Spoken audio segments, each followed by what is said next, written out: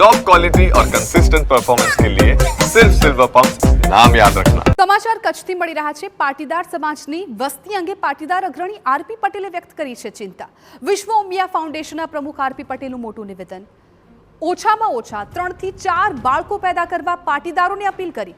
પાટીદાર સમાજમાં one child અને નો ચાઇલ્ડનો trend ઘાતક।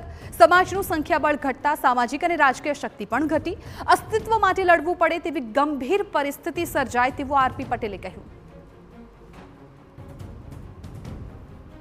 નવો જે ટ્રેન્ડ જે ચાલુ થયો છે વન ચાઇલ્ડ નો ટ્રેન્ડ ચાલુ થયો વન ચાઇલ્ડ અને ઘણા વળી પરિવારો તો જેટલા સોફિસ્ટિક બન્યા છે એની અંદર હવે નો ચાઇલ્ડ નો ટ્રેન્ડ ચાલુ થયો છે। હવે આપણા દીકરા દીકરીઓને કહેવી પડશે કે ઓછામાં ઓછા 3 થી 4 બાળકો તો જોઈશે। સંખ્યાબળ જ્યારે ઘટે છે ત્યારે ઓટોમેટિક એ સામાજિક તાકાત ઘટે છે અને સામાજિક તાકાત ઘટે છે ને ત્યારે રાજકીય શક્તિ પણ ઘટી જાય છે। પાટીદાર સમાજના કાર્યક્રમમાં આરપી પટેલે આ નિવેદન આપ્યું હતું। તેને પાટીદાર નેતા અલ્પેશ કથિરિયાએ યોગ્ય ગણાવ્યું અને 3 થી 4 બાળકોની વાત વ્યવસ્થાના ભાગરૂપે કહી હોવાનું જણાવ્યું। વધુમાં કહ્યું કે આજે એક બાળકની જે થિયરી છે તેનાથી કાકા મામા ફઈ માસી જેવી કુટુંબ વ્યવસ્થા જ નહીં રહે।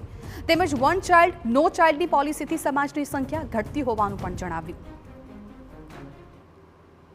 આજે મોંઘવારી છે, બેરોજગારી છે, આર્થિક વ્યવસ્થા છે, એના કારણે કુટુંબો આજે એ રસ્તે વળ્યા છે કે ભાઈ એક બાળક વન ચાઇલ્ડ અથવા નો ચાઇલ્ડ, તેનાથી ભવિષ્યના જે પ્રશ્નો ઊભા થવાના છે, એક તો કુટુંબ વ્યવસ્થાનો નાશ થશે, સમાજની વસ્તી ઓછી થશે।